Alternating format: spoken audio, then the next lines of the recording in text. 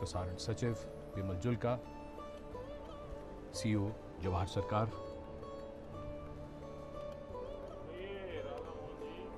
कृषि मंत्री राधा मोहन सिंह,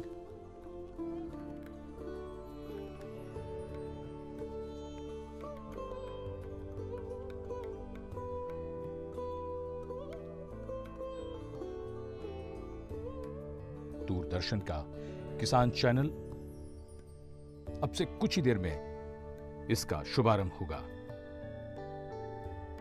देश ही क्या, दुनिया में ऐसा कोई चैनल नहीं है जैसा होगा डीडी किसान चैनल। आपकी गरिमामयी उपस्थिति से मन हर्षित भी है और गर्वित भी।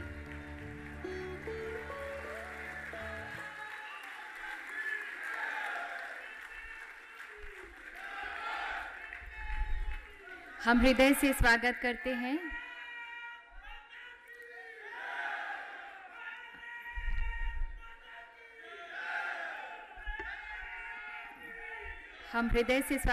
हैं माननीय प्रधानमंत्री श्री नरेंद्र मोदी जी का।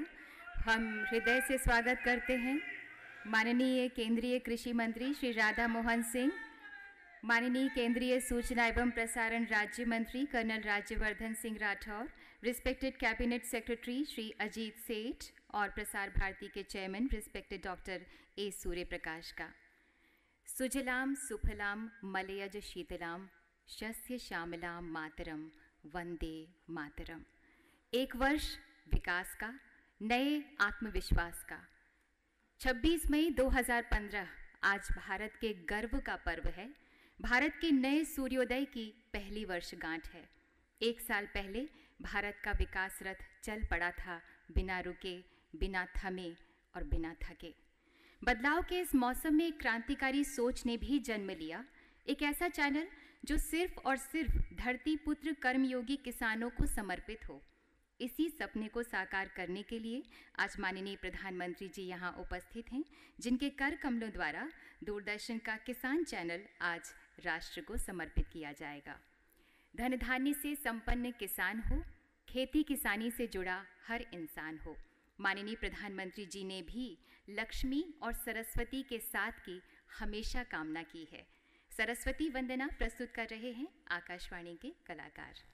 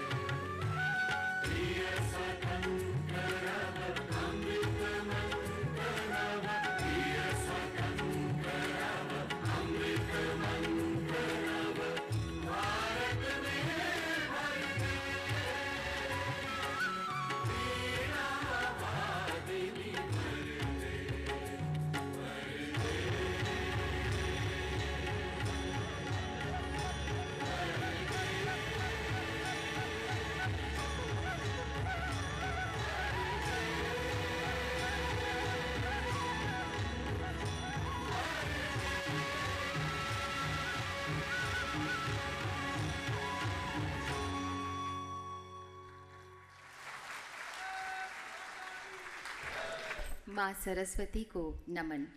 आज देश के कोने कोने से आए किसान, कारीगर, दस्तकार, बुनकर, भूमिहीन किसान, मजदूर, किसानी से जुड़े विषयों पर काम करने वाले व्यक्ति, कोने कोने से पधारे वैज्ञानिक, सभी जो आज इस अद्भुत संगम के साक्षी हैं, सभी को हम प्रणाम करते हैं। राष्ट्रीय स्वाभिमान जागृत करने वाले, देश को नई पहचान देने वाले, जन से मन की बात करने वाले माननीय प्रधानमंत्री श्री नरेंद्र मोदी जी का और मंच पर विराजमान अतिथिगण का हम किसान चैनल की कोर टीम की ओर से स्वागत करना चाहते हैं। मैं अनुरोध करूंगी एयर कॉमोडोर रंजन मुखर्जी, विशिष्ट सेवा मेडल, जो किसान चैनल के एडिशनल डीजी और हेड हैं, और श्री नरेश सिरोही, जो किसान चैनल के ऑनररी एडवाइज़र हैं, आप दोनों से कि कृपया माननीय प्रधानमंत्री जी का स्वागत करें पगड़ी, सांकेतिक हल और सैपलिंग से। किसान गौरव का प्रतीक पगड़ी,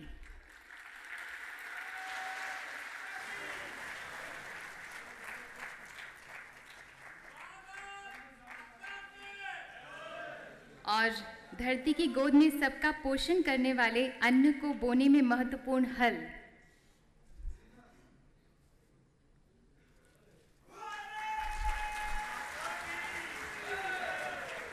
जीवन और जीवंतता का प्रतीक पौधा।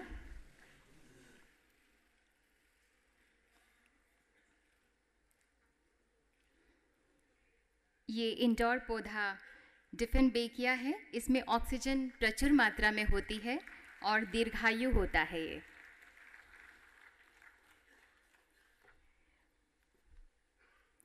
माननीय केंद्रीय कृषि मंत्री श्री राधा मोहन सिंह को सैपलिंग भेंट करने के लिए मेरा आग्रह है चैनल के क्रिएटिव हेड श्री किशोर मालवीय से।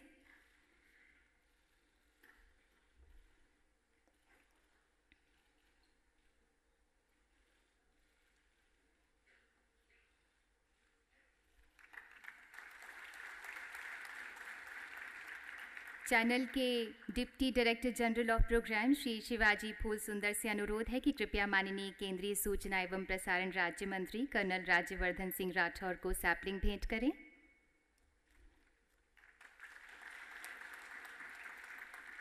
Respected cabinet secretary Shri Ajit सेठ को सैपलिंग भेंट करेंगे air commodore Ranjan Mukherjee, VSM, additional DG, channel head. अब मैं किसान चैनल के एडवाइज़र श्री नरेश सिरोही से निवेदन करूंगी कि कृपया respected chairman Prasar Bharati doctor A Surya प्रकाश को सैपलिंग भेंट करें।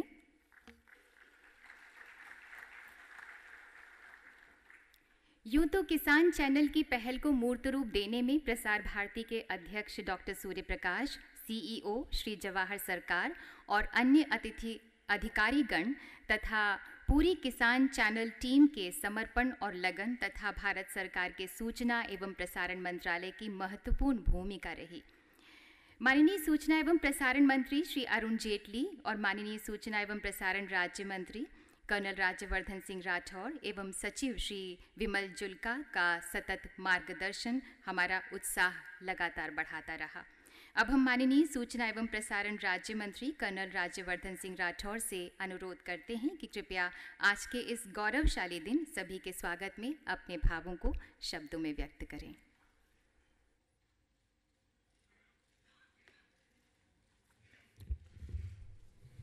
भारत के प्रधानमंत्री माननीय श्री नरेंद्र मोदी जी, माननीय कृषि मंत्री श्री राधा मोहन जी, मंत्रिमंडल सचिव श्री अजीत सेठ जी, चेयरमैन प्रसार भारती श्री सूर्य प्रकाश जी, सामने विराजमान कृषि विद्यालयों से विशेषज्ञ वैज्ञानिक जो यहाँ आज उपस्थित हैं, और देश के कोने कोने से यहाँ रंग बिरंगे वेशभूषाओं में पधारे हुए मेरे किसान भाइयों, मैं सूचना एवं प्रसारण मंत्रालय की तरफ से और मेरे वरिष्ठ मंत्री श्री अरुण जेटली जी की तरफ से आप सबका स्वागत करता हूं।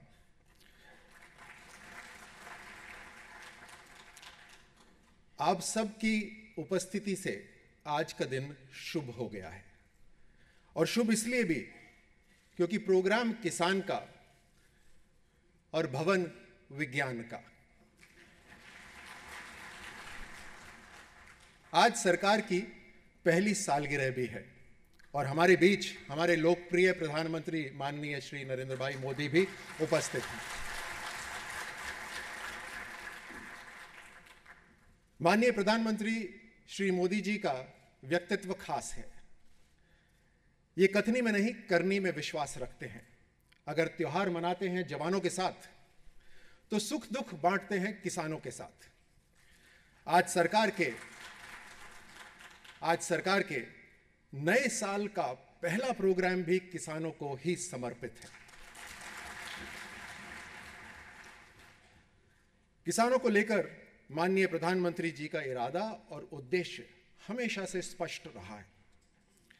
माननीय प्रधानमंत्री जी का आदेश था हमारे लिए कि अगर किसान वैज्ञानिकों तक नहीं जा सकते तो विज्ञान को किसानों के आंगन तक लेके जाइए। किसानों की मेहनत और वैज्ञानिक के दिमाग की एक ऐसी टीम तैयार करिए जो हमेशा जीतती रहे। किसान सिर्फ भगवान की कृपा दृष्टि पे नहीं, बल्कि अपने दिमाग की शक्ति के भरोसे पर आगे बढ़े। यही कारण है कि आज दुनिया की सबसे पहली 24 घंटे की किसान चैनल का शुभ आरंभ खुद प्रधानमंत्री करने जा रहे हैं। इस चैनल को शक्ल प्रदान दी है कृषि मंत्रालय, कृषि विश्वविद्यालय, कृषि वैज्ञानिक और विशेषज्ञों का अहम योगदान से। यह चैनल देश के किसानों, पशुपालकों, दस्तकारों, कारीगरों, ग्रामीणों को समर्पित है। प्रसार भारती की टीम दिन रात करके इस चैनल को आपके पास 24 घंटे और हर भाषा में लेकर आएगी। किसान चैनल हमारे किसान भाइयों के पास खेती बाड़ी के नए तौर तरीके, नई खोजों से भी अवगत कराएगी। मौसम की जानकारी भी इस तरह से दी जाएगी जिस तरह किसान भाइयों को जरूरत होती है।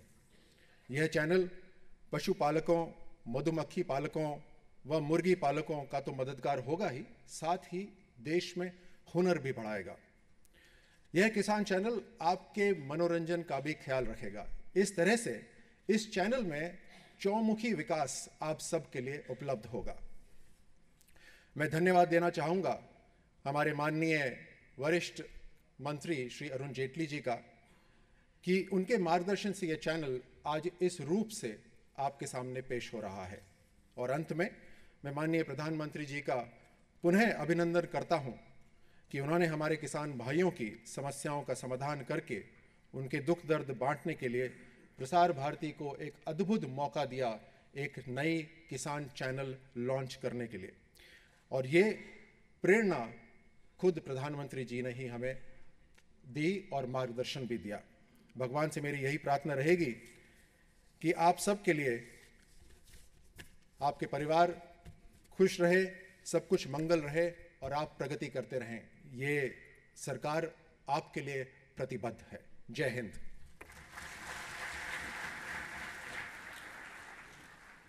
धन्यवाद माननीय कर्नल राज्यवर्धन सिंह राठौर। अब हम माननीय केंद्रीय कृषि मंत्री श्री राधा मोहन सिंह से सादर आग्रह करते हैं कि कृपया आज की इस ऐतिहासिक और भव्य शुरुआत के अवसर पर हमें अपनी शुभकामनाएं दें।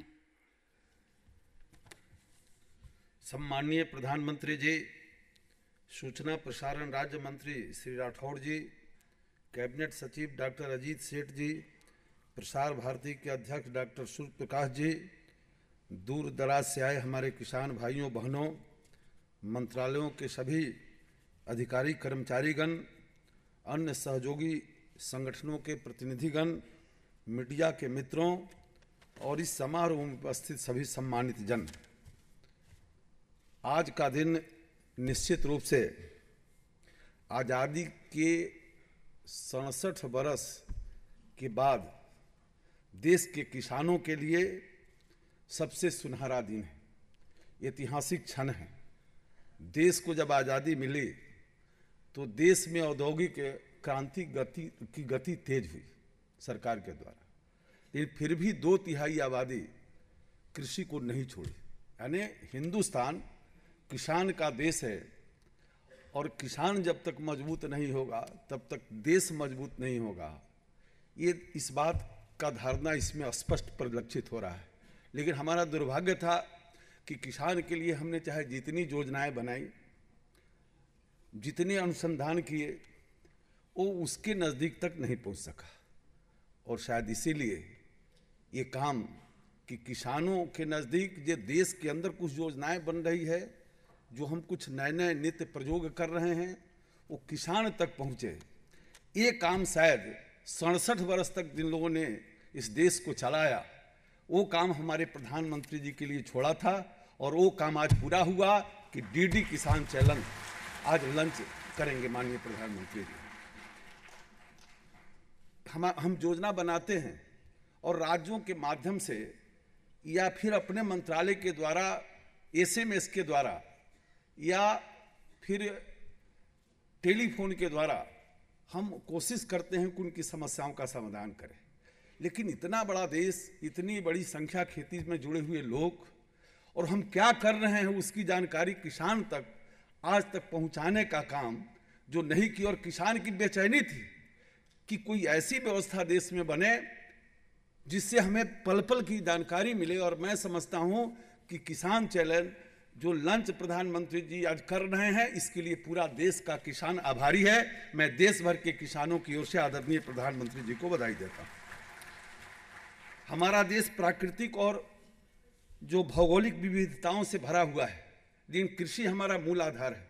और हम सबको पता है कि आज़ादी जब हुई थी उस समय तो 34 करोड़ की आबादी थी, लेकिन 2020-30 आते आते ये 1.5 अरब की आबादी होगी।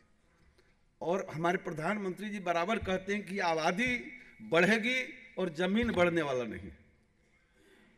और इसीलिए हमारे सामने जो चुनौती होगी, उस चुनौती का हम कैसे सामना करेंगे, तो इसमें विज्ञान की भूमिका, इसमें किसान के अंदर जागरूकता, और आने वाली चुनौतियों में सिर्फ अनाज ही नहीं तो मत्स्यिकी का क्षेत्र हो या पशुपालन का क्षेत्र हो या बागवानी का क्षेत्र हो, इसमें जो नए नए अनुसंधान 100 संस्थान हमारे देश में इस पर रिसर्च कर रहे हैं। प्रधानमंत्री जी ने बार बार कहा कि लैब के अंदर तो है लेकिन लैंड तक नहीं पहुंचा। और हम किसानों की ओर से आभार प्रकट करना चाहेंगे कि 1 वर्ष के अंदर आपके नेतृत्व में बड़ी तेजी के साथ जो नए नए अनुसंधान हुए, उच्च पैदावार के बीज के, उसको तेजी के साथ हम लोगों ने किसानों की ओर पहुंचाने का कोशिश किया है। लेकिन ये किसान टीवी चैनल इस काम को और गति प्रदान करेगा। और इसीलिए इस किसान चैनल का एक बड़ा ही महत्व आज देश के किसानों के लिए है। किसानों के सामने जो संकट हैं, चुनौतियां हैं, उसमें जो नई तकनीक है और कृषि यंत्र हैं, उपकरण हैं, इस सब की जानकारी भी है सुदूर गांव में नहीं। अब 24 घंटे और 365 दिन उनको जानकारी मिलने का सबसे बड़ा सशक्त माध्यम आज आदरणीय प्रधानमंत्री जी के पहल पर ये देश के किसानों को मिला है। और निश्चित रूप से आज देश का किसान प्रधानमंत्री जी के प्रति आभार व्यक्त करता है। देश के किसानों और ग्रामीणों को जागरूक बनाने के लिए, उनकी समस्याओं को समझकर उनका समाधान करने के लिए 24 घंटा चलने वाला ये जो टेलीविज़न है, 1 बरस के अंदर उसको लॉन्चिंग करना, ये किसी एक करिश्मे से कम काम नहीं है। एक बहुत बड़ा करिश्मा है जो 1 साल के अंदर पहली वर्षगांठ पर हमारी सरकार इसको लॉन्च कर रही है। पूर्ण रूप से किसानों को समर्पित जो ये चैनल है, विविध क्षेत्रों में काम करेगा। और इसके अलावा प्रगतिशील किसान जो देश के हैं, उनके भी अनुभव इस चैनल के माध्यम से देश के किसानों तक जाएगा। किसान के लिए हमने किन किन नीतियों का निर्माण किया है, किन किन योजनाओं का निर्माण किया है, ये भी जानकारी किसानों तक देने का काम ये चैनल करेगा। मेरे मंत्रालय का जहाँ तक सवाल है, हमारे मंत्रालय के माध्यम से जितने विशेषज्ञ हैं, इस चैनल के साथ हमारे अनुसंधान केंद्र का भी एग्रीमेंट हुआ है। और मंत्रालय के अंदर हमने एक अलग से किसान चैनल सेल बनाया है, जिसके माध्यम से हम जितनी योजनाएं बना रहे हैं इस देश के अंदर, आपको आश्चर्य होगा कि आज़ादी के 67 वर्ष बाद तक हर खेत को पानी नहीं मिला। और ये देश हिंदुस्तान है, इटली नहीं है। ये हिंदुस्तान है, 125 करोड़ की आबादी है। जब तक हर खेत को पानी नहीं मिलेगा, हर हाथ को काम नहीं मिलेगा। अब प्रधानमंत्री जी ने एक योजना बनाई है, प्रधानमंत्री सिंचाई योजना। हम राज्यों के माध्यम से उसे करेंगे, लेकिन जो किसान हैं उनको इस योजना की जानकारी कैसे होगी, तो उसका सबसे बड़ा माध्यम है। आज़ादी के 67 वर्ष बाद भी देश के किसानों को पता नहीं है कि उसकी मिट्टी बीमार भी पड़ सकती है। हमारे प्रधानमंत्री जी कहते हैं कि हिंदुस्तान की जो मिट्टी हो जमीन का टुकड़ा नहीं है, ये हमारी भारत माता है, और जब तक बीमार रहेगी उसके जो संतान है सुख से नहीं रह सकते। और प्रधानमंत्री जी ने पहल शुरू की और तय किया कि 3 वर्ष के अंदर देश के हर जो जोतदार हैं, किसान हैं, 13.5 करोड़ किसान, सबके पॉकेट में सॉइल हेल्थ कार्ड रखेंगे। अभी जो हमारी योजना है राज्यों के माध्यम से चल रही है।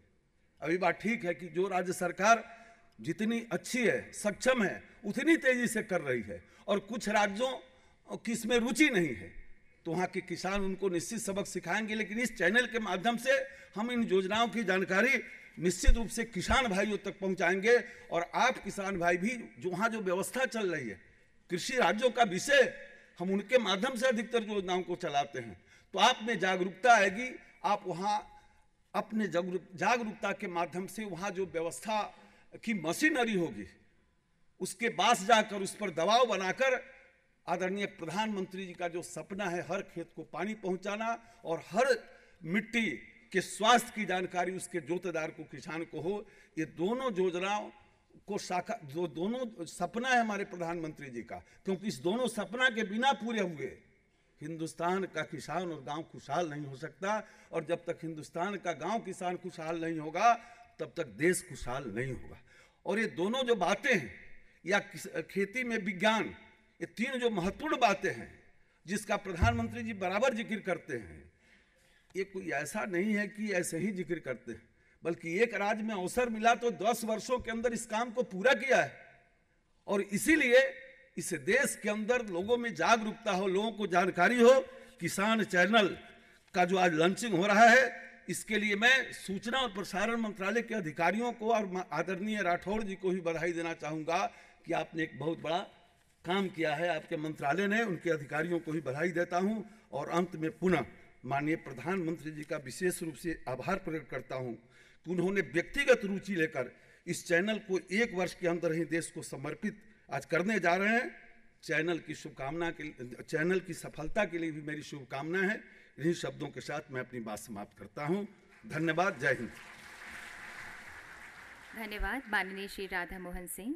गांवों का संपूर्ण सामर्थ्य जगाने के लिए, उस सामर्थ्य के उत्थान के लिए देश दुनिया को हमारा अद्भुत आयुर्वेद, भोजन विज्ञान, वृक्ष विज्ञान, कला, संस्कृति दिखाने के लिए पंडित दीनदयाल उपाध्याय के सपने हर हाथ को काम, हर खेत को पानी और माननीय प्रधानमंत्री जी के उद्घोष सबका साथ सबका विकास को अपने चरम उत्कर्ष पर पहुंचाने के लिए किसान चैनल आज राष्ट्र को समर्पित किया जाएगा।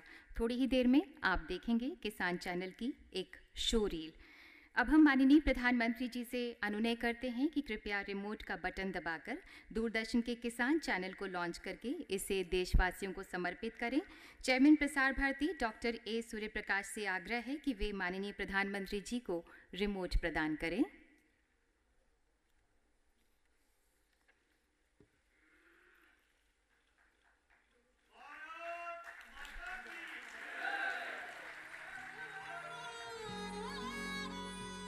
छोड़ो जी छोड़ो भैया पीड़ा थकान की, छेड़ो जी छेड़ो किससे बातें किसान रे भैया। भारत की आत्मा किसान, अन्नदाता किसान। केवल इन भारी भारी शब्दों से उन्हें अलंकृत कर जिम्मेदारी टाली नहीं जा सकती।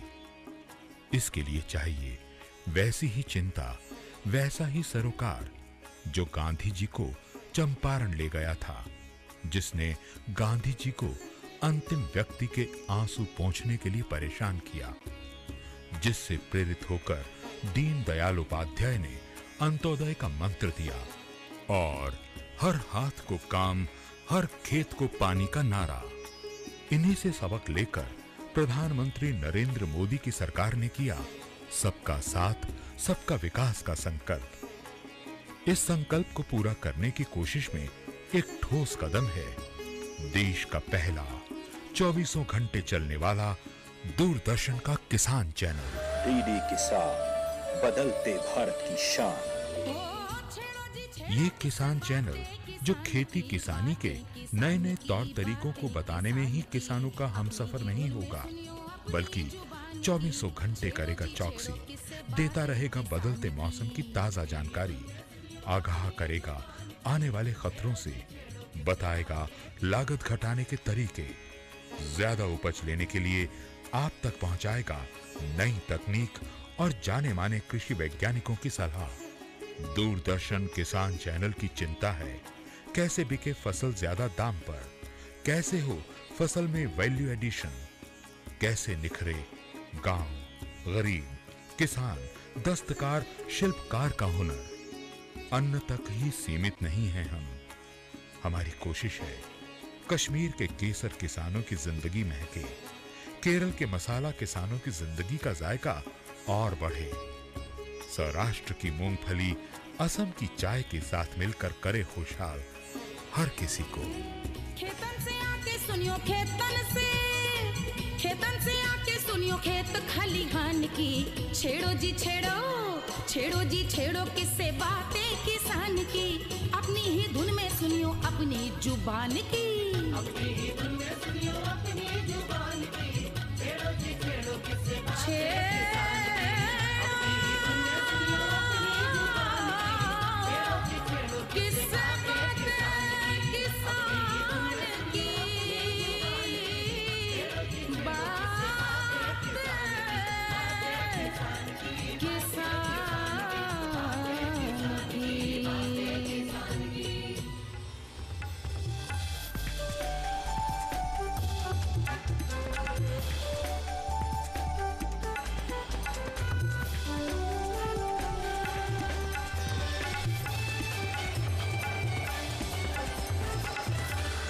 डीडी किसान, बदलते भारत की शान।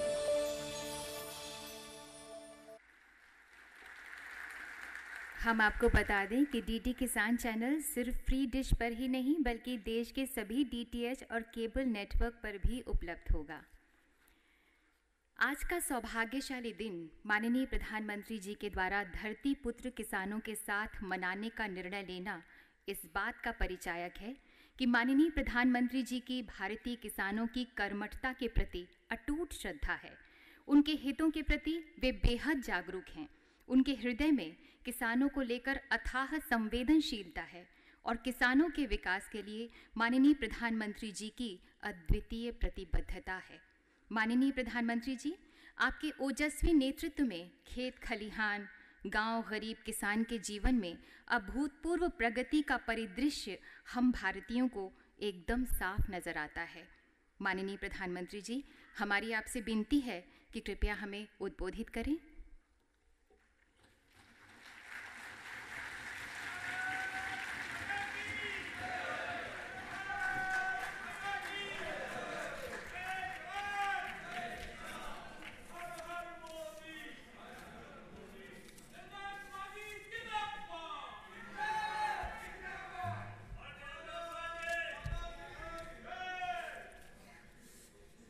मंत्रिपरिषद के मेरे साथी,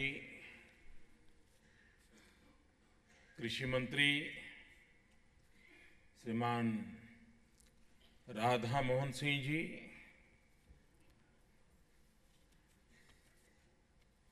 सूचना एवं प्रसारण राज्य मंत्री कर्नल राज्यवर्धन सिंह राठौड़, प्रसार भारती के chairman doctor Surya Prakash ji, cabinet secretary श्रीमान अजीत सेठ, राज्यों से आए हुए मंत्रीगण, देश के कोने कोने से आए हुए किसान भाइयों बहनों, कृषि क्षेत्र से जुड़े हुए वैज्ञानिक, अर्थवेत्ता और उपस्थित सभी महानुभाव और इस कार्यक्रम में देश भर के लोग भी टीवी चैनलों के माध्यम से जुड़े हुए हैं। मैं उनको भी प्रणाम करता हूं।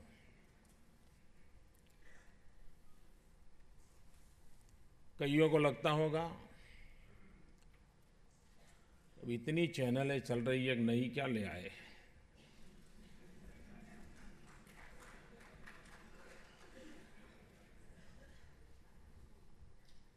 कभी कभी लगता है कि हमारे देश में टीवी चैनलों का ग्रोथ इतना बड़ा तेज है,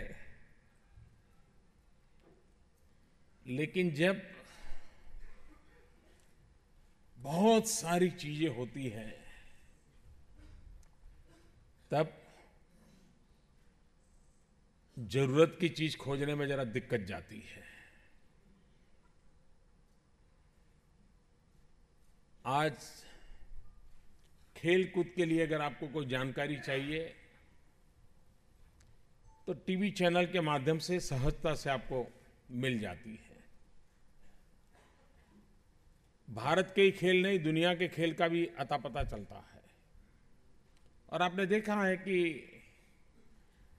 स्पोर्ट्स से संबंधित चैनलों के कारण हमारे यहाँ कई लोगों की स्पोर्ट्स के भिन्न भिन्न विषयों में रुचि बढ़ने लगी है, जबकि हमारे स्कूल कॉलेजेस में उतनी मात्रा में स्पोर्ट्स को प्राथमिकता नहीं रही है।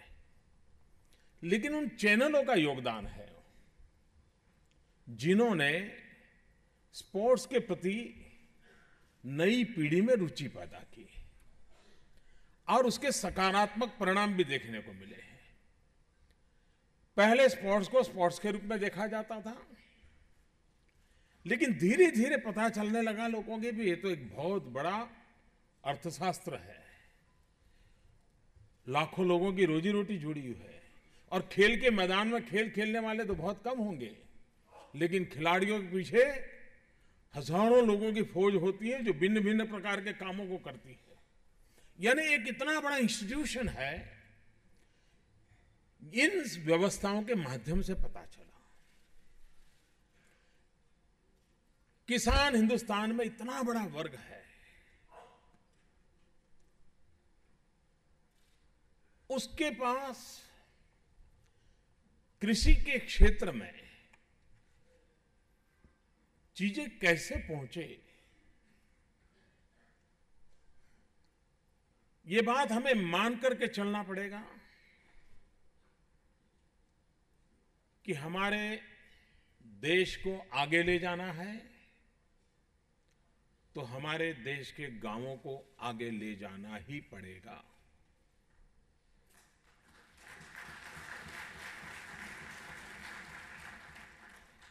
गांव को आगे ले जाना है तो कृषि को प्राथमिकता देते हुए उसको बढ़ावा देना ही पड़ेगा। ये सीधा साधा भारत के आर्थिक जीवन से जुड़ा हुआ सत्य है। लेकिन दिनों दिन हालत क्या हुई है, आपको जानकर के हैरानी होगी। हमारे देश के किसानों ने कितना बड़ा पराक्रम किया हुआ है, कितना सारा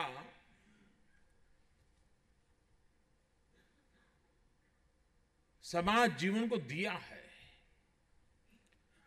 पुराने गैजेट्स का जो लोग स्टडी करते हैं, आज से 200 साल पहले साउथ इंडिया में, दक्षिण भारत में तेंजुवरका इलाके के किसानों का एक स्टडी हुआ था। और आज आप हैरान होंगे, 200 साल पहले जबकि यूरिया भी नहीं था, पोटाश भी नहीं था, कीटनाशक दवाएं भी नहीं थी, उस समय वहां का किसान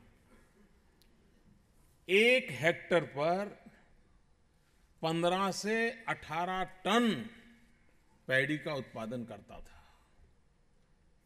कहने का तात्पर्य यह है कि उस समय हमारे पूर्वजों के पास ज्ञान, विज्ञान, नए प्रयोग की कुछ न कुछ तो था। 200 साल पहले हमारे देश में गेहूं कुछ इलाकों में करीब करीब 12 से 15 टन का उत्पादन प्रति हेक्टेयर हमारे किसान लेते थे। आज पूरे देश में औसत उत्पादन कितना है प्रति हेक्टेयर? सब प्रकार के धान मिला दिया जाए तो औसत उत्पादन है प्रति हेक्टेयर 2 टन। जनसंख्या बढ़ रही है, जमीन बढ़ती नहीं है, आवश्यकता बढ़ रही है, तब हमारे पास उपाय क्या बचता है? हमारे पास उपाय वही बचता है कि हम उत्पादकता बढ़ाएं।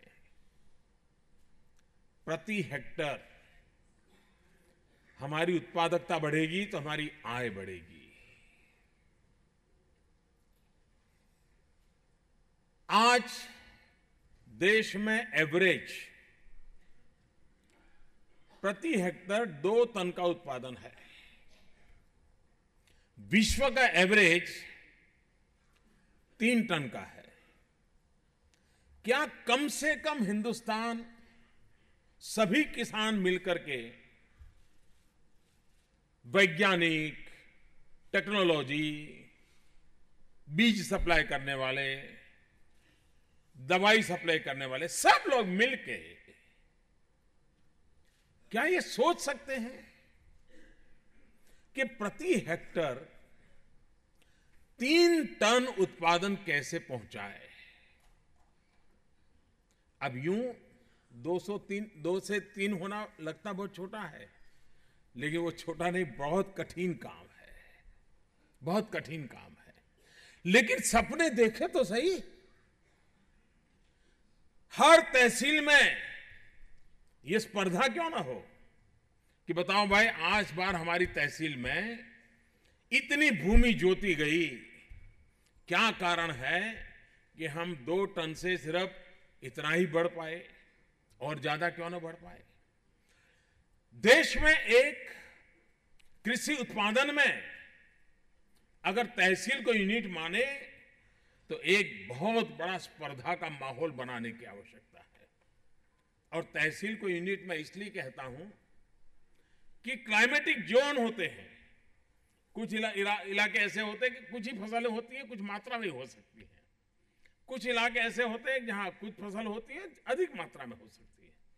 लेकिन अगर तहसील इकाई होगी तो स्पर्धा के लिए सुविधा रहती है। और अगर हमारे देश के किसान को लाल बहादुर शास्त्री जी ये कहें, जय जवान जय किसान का मंत्र दें, लाल बहादुर शास्त्री जी के पहले हम लोग गेहूं विदेशों से मंगवा करके खाते थे। सरकारी अफसरों के जिम्मे में उस कालखंड के जो सरकारी अफसर हैं, और आज शायद वो सीनियर मोस्ट हो गए होंगे या तो रिटायर्ड हो गए होंगे, डिस्ट्रिक्ट कलेक्टर का सबसे पहला काम रहता था कि कांडला पोर्ट पर या मुंबई के पोर्ट पर विदेश से जो गेहूं आया है उसको पहुंचाने की व्यवस्था ठीक हुई कि नहीं हुई, पहुंचा कि नहीं पहुंचा, इसी में उनका दिमाग खपा रहता था। जवाब उन्हीं से मांगा जाता था। देश बाहर से मंगवा करके खाता थे, हकीकत है।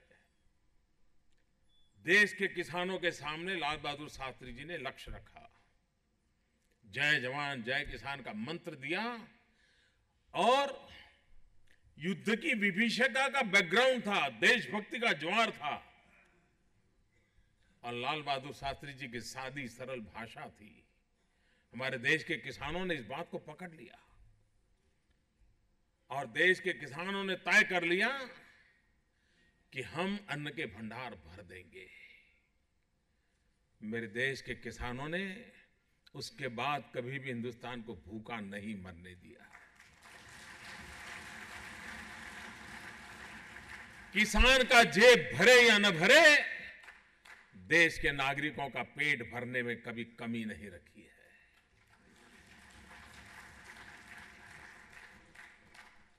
इस सच्चाई को समझने के बावजूद भी हम बदले हुए युग को देखते हुए अगर परिवर्तन नहीं लाएंगे तो परिस्थितियां नहीं पलटेगी। एक समय था, हमारे यहां कहा जाता था, उत्तम से उत्तम खेती, मध्यम व्यापार और कनिष्ठ नौकरी, ये हमारे घर घर की गूंज थी। लेकिन समय रहते आज अगर किसी किसान के घर में जाइए, 3 बच्चे हैं, उसको पूछिए भाई क्या सोचा है बच्चों का, क्या करोगे? बोले ये तो जरा पढ़ने में अच्छा है, जरा समझदार है, तो उसको तो कहीं नौकरी पे लगा दूंगा, ये भी शायद कहीं काम कर लेगा, लेकिन ये छोटे वाला है ना, वो ज्यादा समझता नहीं, सोच रहा हूं उसको खेती में ही लगा दूं। यानी घर में भी ये सोच बनी है कि जो तेज तर्रार बच्चा है उसको तो कहीं नौकरी करने के लिए भेज दो, और जब ठीक है भाई और कहीं बेचारे को मिलता नहीं, वो खेती कर लेगा, अपनी पेट गुजारा कर लेगा।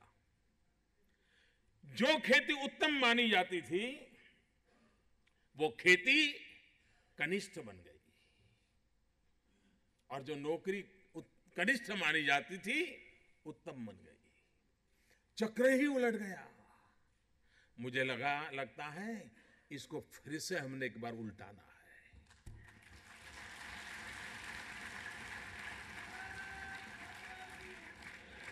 और प्रयास करे तो सफलता मिल सकती है। मेरा अपना एक अनुभव बताता हूं। जब गुजरात का मुख्यमंत्री के नाते मुझे एक बार जूनागढ़ एग्रीकल्चर यूनिवर्सिटी में बुलाया था और प्रगतिशील किसानों को सम्मानित करना था। मैं जब जाने वाला था तो मैं सोच रहा था कि क्या उनके सामने क्या बात करूंगा, दिमाग रास्ते में प्रवास के दरमियान चल रहा था, और मेरे माइंड में ऐसा बैठ गया था कि ये तो सब बहुत ही वृद्ध किसान होंगे, बड़ी आयु के होंगे, तो उनके लिए ऐसी बात बताऊंगा, ऐसी बात बताऊंगी। जहां मैं पहुंचा और ऑडियंस देखा तो मैं हैरान था। करीब करीब सभी 35 से नीचे की उम्र के थे, और मैंने उस दिन करीब 12 या 15 किसानों को इनाम दिया। वे सारे यंग थे, जींस पैंट और टी शर्ट में आए हुए थे पूरा। मैंने उनको पूछा भाई क्या पढ़े थे? सारे पढ़े लिखे थे।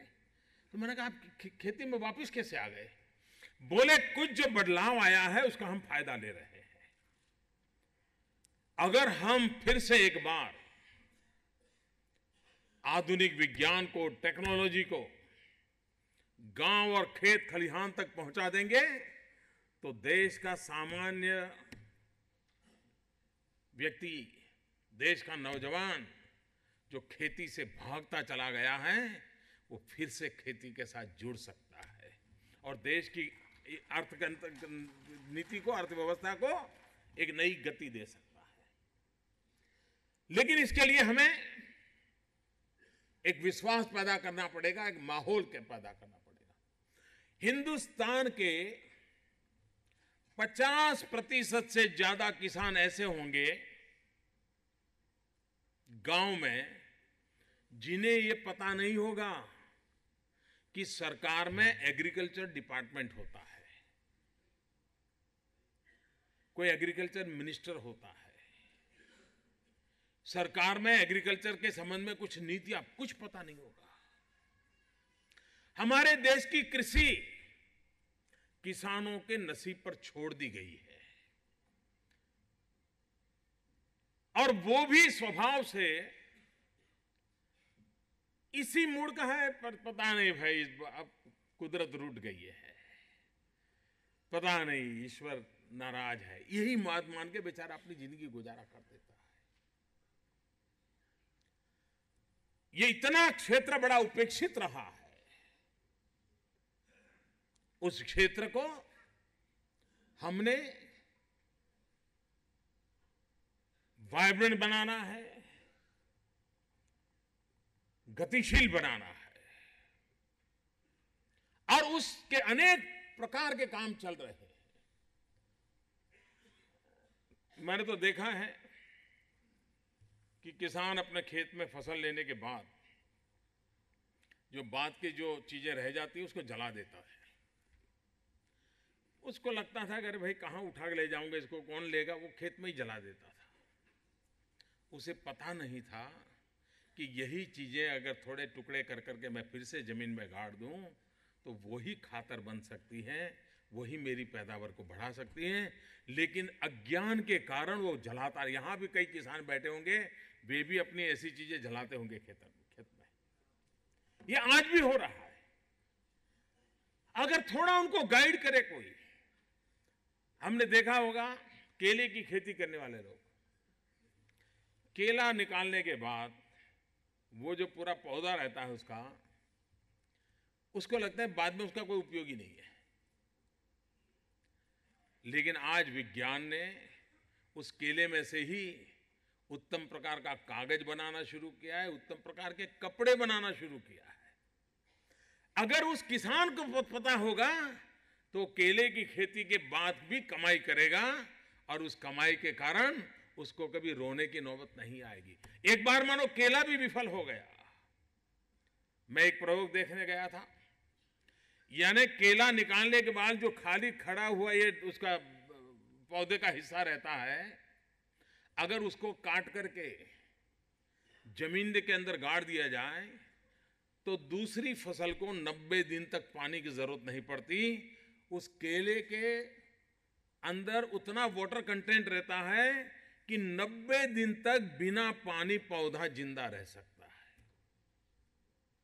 लेकिन अगर ये बातें नहीं पहुंची तो वो लगे मानेगा अरे यार अब इसको उठाने के लिए, और मुझे याद है वो खेत में से उठाने के लिए वो खर्च करता था, ले जाओ भाई।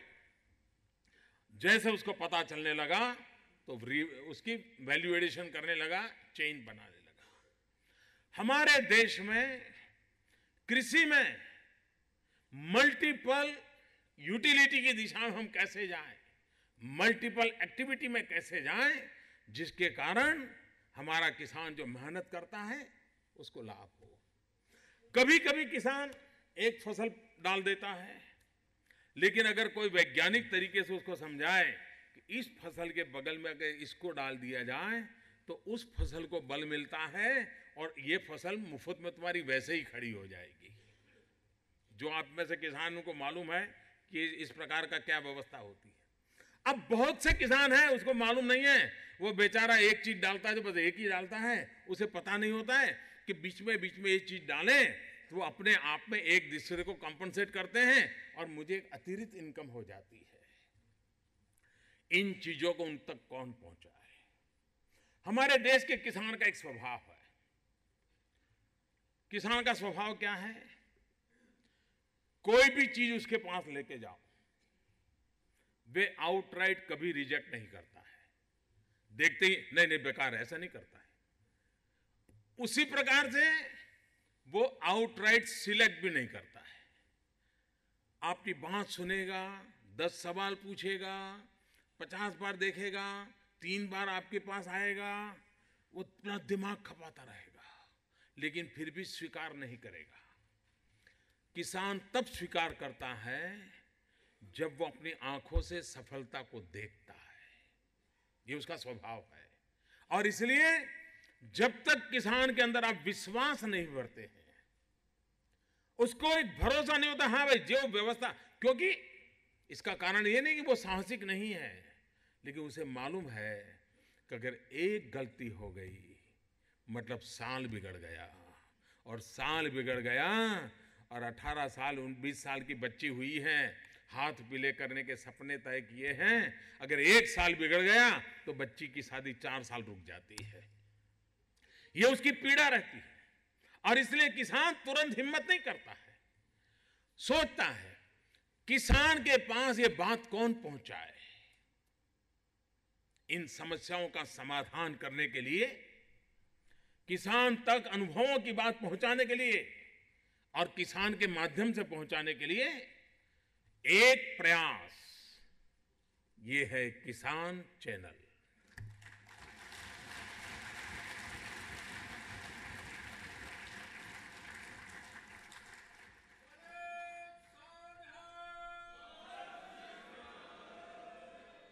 और इसलिए एक बात हमें माननी होगी कि हमारे कृषि क्षेत्र में बहुत बड़ा बदलाव लाना जरूरी हो गया है। आज ग्लोबल इकोनॉमी है, हम सैटेलाइट पर ढेर सारा खर्चा करते हैं, एक के बाद एक सैटेलाइट छोड़ रहे हैं। उन सैटेलाइट की टेक्नोलॉजी का, स्पेस टेक्नोलॉजी का सबसे बड़ा अगर कोई लाभ हुआ है तो वो लाभ हुआ है मौसम की जानकारियां अब करीब करीब सही निकलने लगी है। पहले मौसम की जानकारियां किसान को भी भरोसा नहीं होता था, वो लगता है यार ठीक है, ये तो कहता था धूप निकलेगा, नहीं निकला।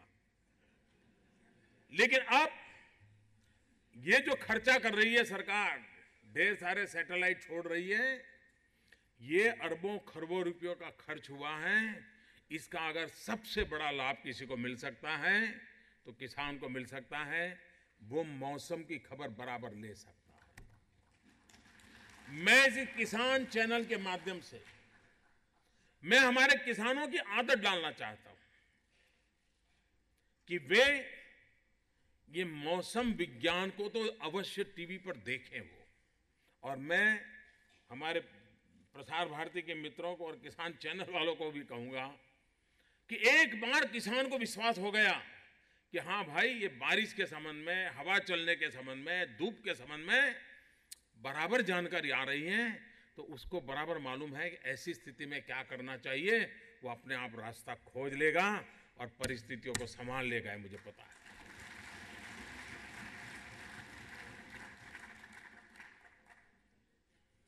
आज ये व्यवस्था नहीं है। आज जनरल नेचर का आता है, वो भी मोटे तौर पर जानकारी आती है, उसमें ज्यादा रुचि नहीं लेते। मैं इस टेक्नोलॉजी में, मेरी आदत है वेबसाइट पे जाने की, लेकिन बारिश के दिनों में मैं कोई खबर पहले नहीं देखता हूं। वेबसाइट पर जाकर के सबसे पहले मैं, उस समय तो 5-6 दुनिया की जितनी बड़ी महत्वपूर्ण व्यवस्थाएं थी जहां से मौसम की जानकारी मिलती, तुरंत देखता था हर बार। 5-6 जगह पर रोज सुबह मॉर्निंग में मेरा ये कार्यक्रम रहता था। मैं देखता था कि भाई पूरे विश्व में मौसम की स्थिति क्या है, बारिश कब आएगी। बारिश के दिनों की बात है। मैं चाहता हूं कि सामान्य मानवी से जुड़े। दूसरा, आज ग्लोबल इकोनॉमी है। एक देश है, उससे हमें अगर पता चलता है कि वहां इस बार मूंगफली बहुत पैदा होती थी, लेकिन इस बार उसकी मूंगफली एकदम से कम हो गई है, तो भारत के किसान को पता चलेगा कि भाई सबसे ज्यादा मूंगफली देने वाला देश था, उसकी तो हालत खराब है, मतलब ग्लोबली मूंगफली का मार्केट बढ़ने वाला है।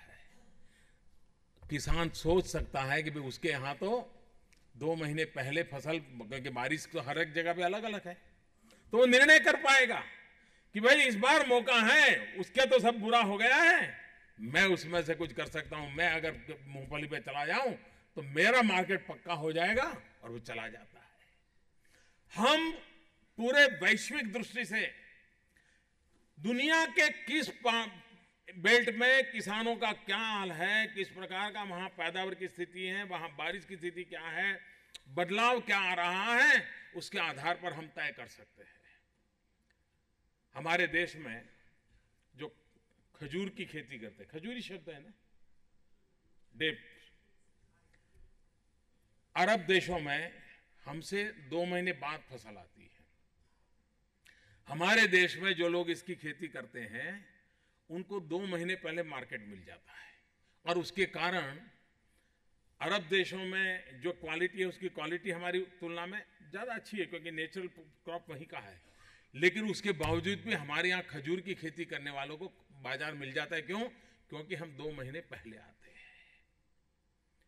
हम ये ग्लोबल इकोनॉमी का जो चीजें हैं, उसको अगर गहराई से समझ करके हम अपने किसानों को गाइड करें तो उसको पता चलेगा। वरना कभी क्या होता है, किसान को मुसीबत, एक बार हवा चल पड़ती है कि भाई टमाटर की खेती बहुत अच्छी है, तो किसान बेचारा आंख बंद करके टमाटर में लग जाता है, और जब टमाटर बहुत ज्यादा पैदा हो जाता है तो दाम टूट जाता है, दाम टूट जाता है, टमाटर लंबे दिन रहता नहीं, वो घाटे में चला जाता है। और इसलिए कृषि में उत्पादन के साथ उसकी अर्थनीति के साथ जोड़ करके ही चलना पड़ेगा, और उसमें एक मध्य मार्गी काम करने के लिए सरकारी तंत्र किसान चैनल के माध्यम से प्रतिदिन आपके साथ जुड़ा रह सकता है, आपको शिक्षित कर सकता है, आपका मार्गदर्शन करता है, आपकी सहाय कर सकता है। हमें अगर बदलाव लाना है तो जिस प्रकार से विश्व में बदलते बदलावों को समझ करके अपने यहां काम करना होगा, मौसम को समझ के हुए हमारी काम की रचना कर सकते हैं, उसी प्रकार से हम टेक्नोलॉजी के द्वारा बहुत कुछ कर सकते हैं जी। आज दुनिया में कृषि क्षेत्र में, टेक्नोलॉजी के क्षेत्र में बहुत काम हुआ है। हर किसान के पास ये संभव नहीं है कि दुनिया में टेक्नोलॉजी कहाँ है वो देखने के लिए जाए, विदेश जाए, जा करके देख, नहीं है।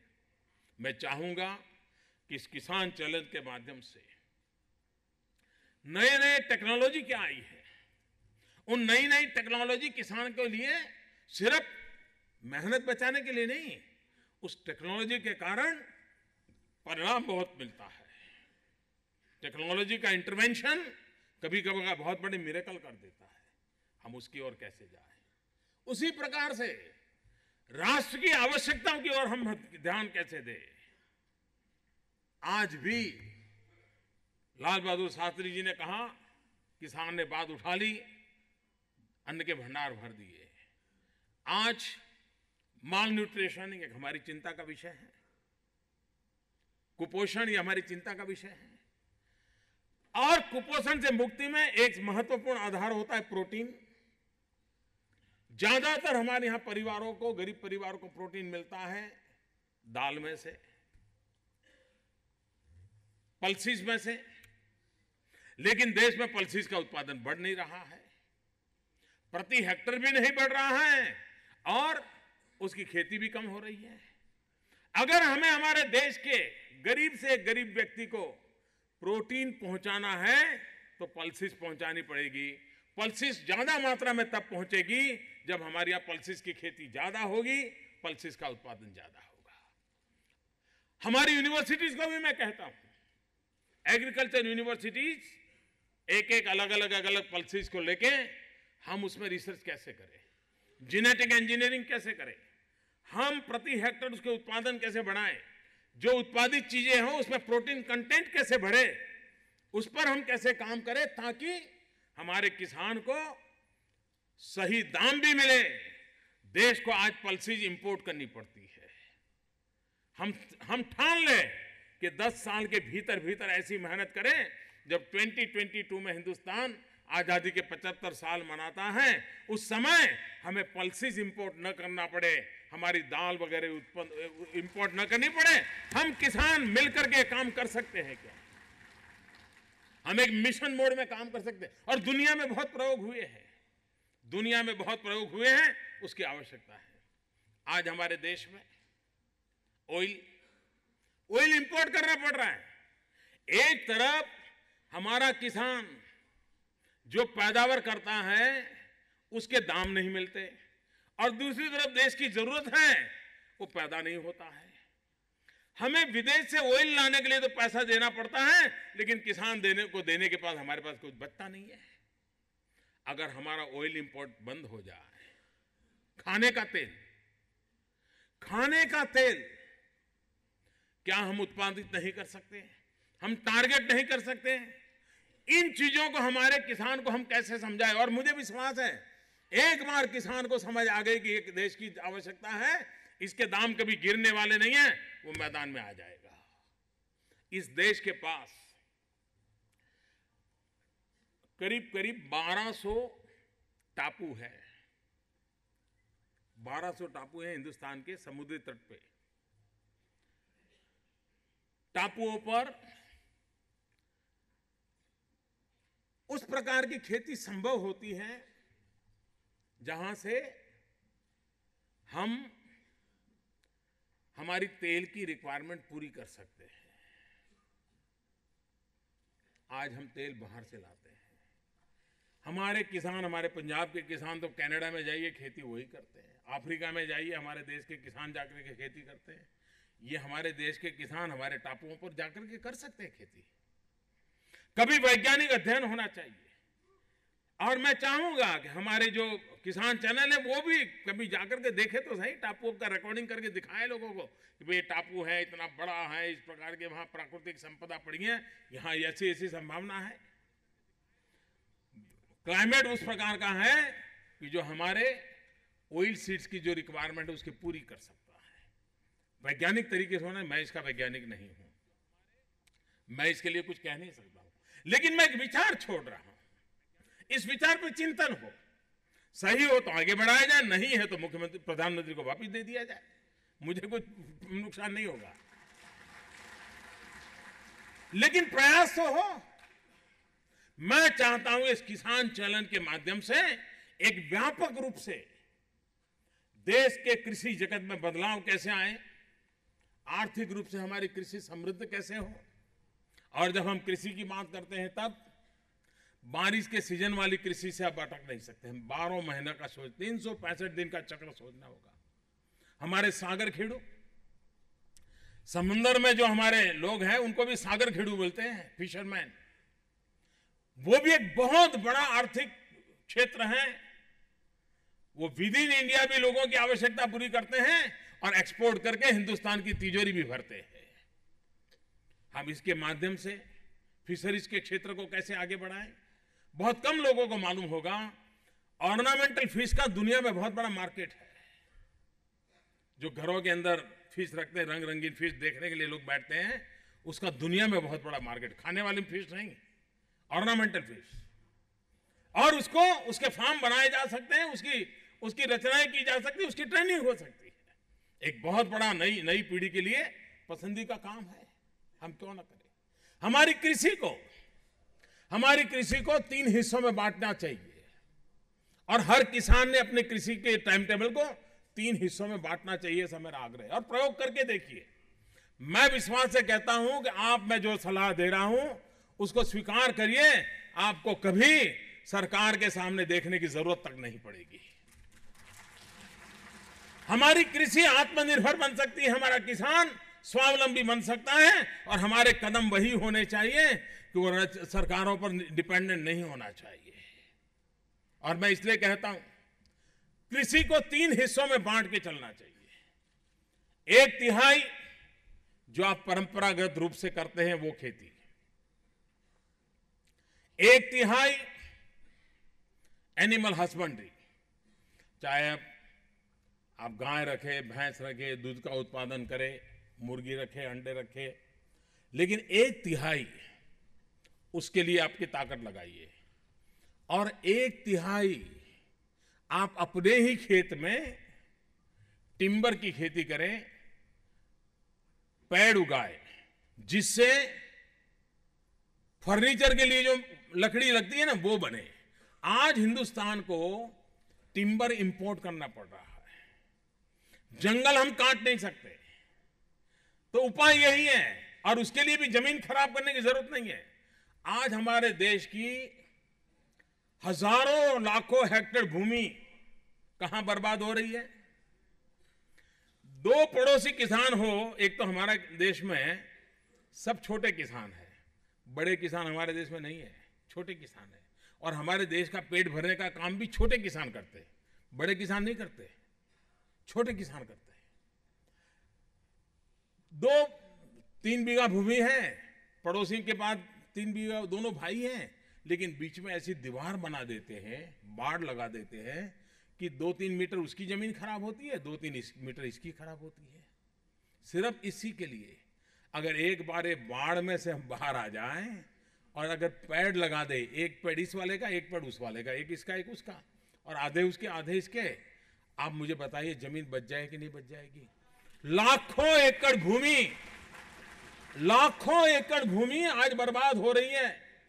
मैं किसानों से आग्रह करता हूं कि अड़ोस पड़ोस में अपने भाई हो या और कोई हो, 2 खेतों के बीच जो बाढ़ में 2-2, 5-5, 7-7 मीटर जमीन खराब होती है, उसकी जगह पे पेड़ लगा दें। और वो भी टिम्बर। और सरकार आपको परमिशन दे, आपके घर में बेटी पैदा हुई हो, पेड़ लगा दीजिए, बेटी की शादी हो, पेड़ काट दीजिए, शादी उतने में खर्चे में हो जाएगी। हम उन चीजों को, और इसलिए मैं कहता हूं एक तिहाई टिम्बर की खेती, एक तिहाई हम रेगुलर जो खेती करते हैं वो, और एक तिहाई देश को मिल्क की बहुत जरूरत है। हम पशुपालन कर सकते हैं और हमारी माताएं बहनें करती हैं। 365 दिन का हमारा आर्थिक चक्र हम बना सकते हैं, और एक बार ये बनाएंगे, मैं नहीं मानता हूं हमारे कृषि क्षेत्र को हम परेशान होने देंगे। लेकिन इस काम के लिए हमने इस चैनल का भरपूर उपयोग करना है, लोगों को प्रशिक्षित करना है, उनमें विश्वास पैदा करना है। उसी प्रकार से हमारे देश के हर तहसील में मैं कहता हूं, एक दो प्रगतिशील किसान हैं, प्रयोग करते हैं, सफलतापूर्वक करते हैं। उनके खेतों का लाइव टेलीकास्ट, वीडियो कॉन्फ्रेंसिंग खेत से ही हो सकता है। खेत में ही सरकार जाए, चैनल वहां लगाए, वो किसान दिखाएं, घूम घूम कर देश भर के किसान देखें, उसके पत्र व्यवहार की व्यवस्था कर दी जाए। सारे देश के किसान उसको पूछते रहेंगे, भाई आप ये कर रहे हैं, मुझे बताइए कैसे हो सकता है, मेरे यहां भी हो सकता है। हमारे देश में प्रगतिशील किसानों ने ऐसे पराक्रम किए हैं। मैं कई किसानों को जानता हूं जिन्होंने Greenwich book of world record में अपना नाम दर्ज किया है। मैं एक किसान को जानता हूं, एक मुस्लिम नौजवान है, पिताजी तो खेती नहीं करते थे, वो खेती में गया और आलू की पैदावार प्रति हेक्टेयर सबसे ज्यादा करके दुनिया में नाम कमाया उसने। अगर मेहनत करते हैं तो हम स्थितियों को बदल सकते हैं। और इसलिए मैं कहता हूं कि हम किसान चैनल के माध्यम से जहां भी अच्छा हुआ है, प्रयोग हुए हैं, उसको हम करना चाहते हैं। अब पंजाब में जाइए, हर गांव में एक आध किसान ऐसा है जो टेक्नोलॉजी में मास्टर है। वो जुगाड़ करके ऐसी ऐसी चीजें बना देता है, और वो जुगाड़ शब्द ही पॉपुलर है।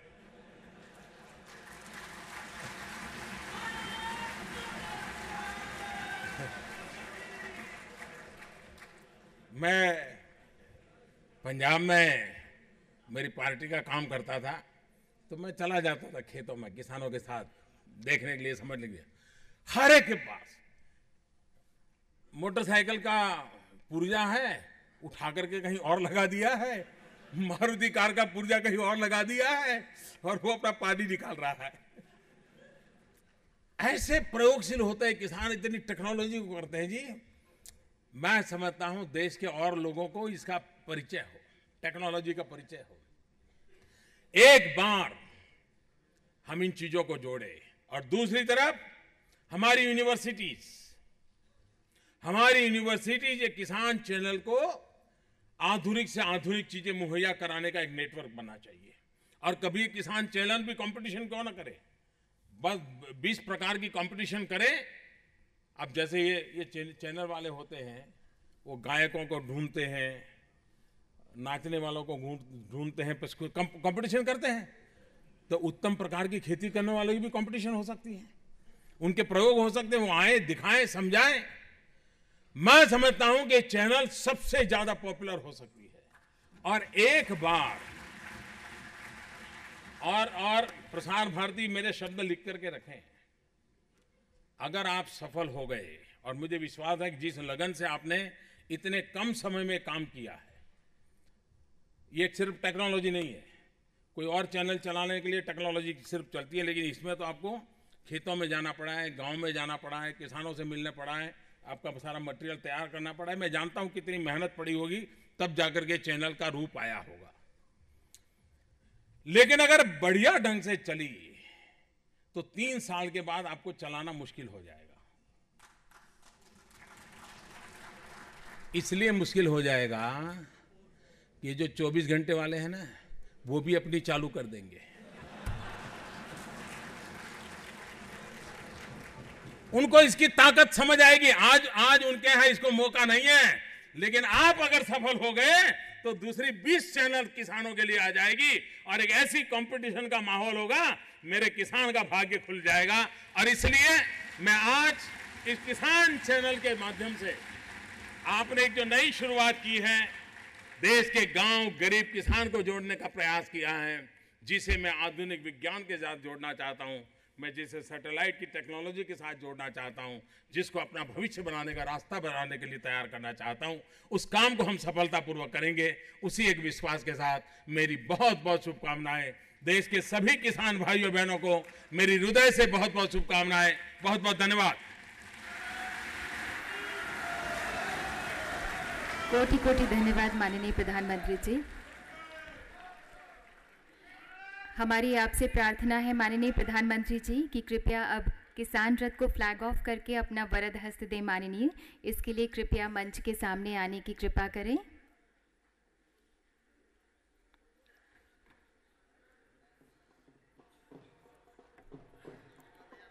देश के विकास रथ की गति प्रगति से हर देशवासी अभिभूत है।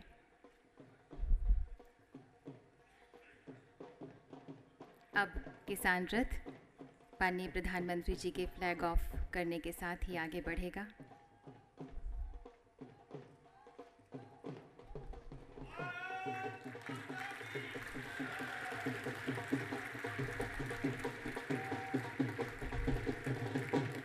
झूमते गाते भंगड़ा पाते और ये किसान रथ आगे बढ़ चला है।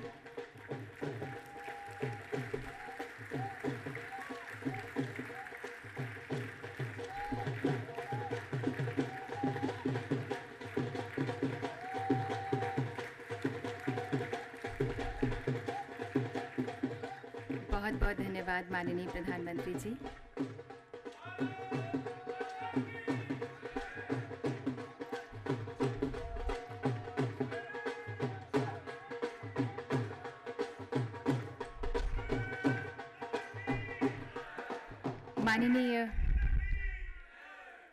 माननीय प्रधानमंत्री जी के ओजस्वी नेतृत्व में देश की आने वाली तस्वीर कैसी होगी, इन पंक्तियों से स्पष्ट है। नदियां आएंगी खेतों तक, फसलें कंचन हो जाएंगी, आशाओं की सूखी डाली सुरभित मधुबन हो जाएगी। ग्रह नक्षत्र खिलौने होंगे, ऊंचे पर्वत बौने होंगे, अंतरिक्ष होगा बाहों में, सूरज तक तैयारी होगी। ये सदी हमारी होगी, ये सदी हमारी होगी। अब हम प्रसार भारती के चेयरमैन डॉक्टर ए सूर्यप्रकाश से अनुरोध करते हैं कि कृपया आभार प्रकट करें।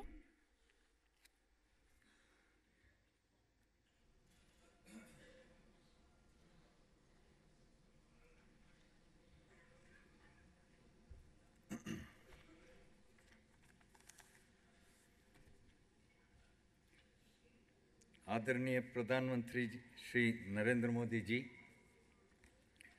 श्री राधा मोहन सिंह जी, श्री राज्यवर्धन राठौड़ जी, कैबिनेट सेक्रेटरी अजित सेठ जी और यहाँ उपस्थित सभी देवियों और सज्जनों, मैं आप सबको हार्दिक धन्यवाद करता हूँ। आदरणीय प्रधानमंत्री जी द्वारा आज दूरदर्शन के किसान चैनल के लॉन्च पर मैं प्रसार भारती परिवार की ओर से उनका धन्यवाद करता हूं। अपनी व्यस्त कार्यक्रम से उन्होंने हम सब के लिए जो समय निकाला, उसके लिए हम उनके शुक्रगुजार हैं। प्रसार भारती चेयरमैन होने के नाते किसानों के लिए एक्सक्लूसिव चैनल की लॉन्चिंग पर मैं गर्व महसूस करता हूं। जहां तक मुझे पता है, किसान और ग्रामीण विकास को समर्पित कोई दूसरा चैनल नहीं है। ना सिर्फ प्रसार भारती के लिए बल्कि पूरे देश के लिए ये अपनी तरह का पहला चैनल होगा। किसान चैनल का आइडिया प्रधानमंत्री और सरकार का है। हमें पूरा विश्वास है कि इस प्रधानमंत्री जी के आइडिया को मूर्त रूप देने में हम सफल होंगे। Before I conclude, a few words for the farmers from the non-Hindi speaking states in the country. DD Kisan is a Hindi channel, but that does not mean that we in Prasar Bharati do not care for those who speak other languages.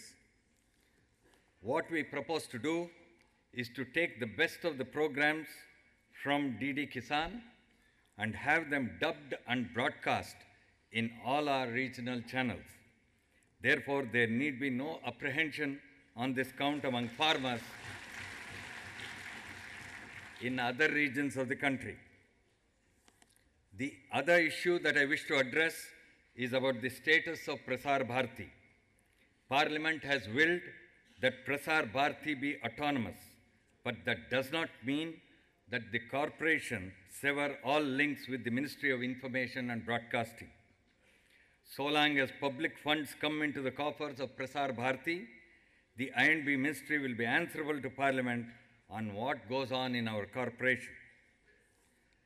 The relationship between the corporation and the ministry, therefore, is a tightrope walk. I wish to thank the I&B Minister, Mr. Arun Jaitley, who is not here with us today. He is busy on some other engagement elsewhere. I wish to thank him for unobtrusively steering this relationship along the path that is mandated by Parliament. I also thank Mr. Rajyavardhan Rathod and the I&B Secretariat headed by Mr. Bimal Julka for all their efforts to make this event a success. In Prasar Bharati, the CEO, Mr. Jawahar Sarkar, and all members of the board have shown extraordinary teamwork in the execution of this project. I want to thank them for their effort and say that such synergy will take the corporation to new heights. As far as the team of the Kisan channel is concerned, it must be said that it has put in extraordinary efforts over many months to develop such a niche channel. I want to congratulate the ADG, Mr. Ranjan Mukherjee, who heads the channel, and every other member of the team for the great effort they have put in. Similarly, very special thanks are due to Mr. Naresh Siroi, the advisor to the channel. He has dedicated all his time and effort towards developing this channel, and his advice has been invaluable. Thank you very much, sir. आखिर में देश के अलग अलग राज्यों से आए किसानों को मैं हार्दिक धन्यवाद देना चाहता हूं। दूर दूर से आकर आपने इस चैनल को आशीर्वाद दिया, इसके लिए मैं तहे दिल से आपका धन्यवाद करता हूं। जय किसान, जय हिंद। धन्यवाद डॉक्टर सूर्य प्रकाश। बहुत बहुत धन्यवाद माननीय प्रधानमंत्री जी।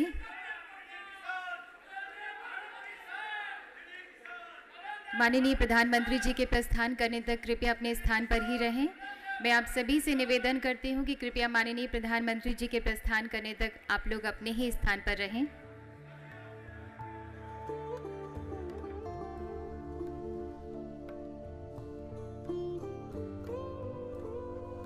किसानों की बात और किसानों से बात का सबसे बड़ा मंच अब उपलब्ध है, दूरदर्शन का किसान चैनल। किसानों के हर सरोकार से जुड़ा, उनकी हर बात को उठाने, सुलझाने, समझाने, बताने और बूझने का एक अनोखा संकल्प और अनूठी पहल, दूरदर्शन का किसान चैनल। एक महान देश के अन्नदाताओं को समर्पित 24 घंटे का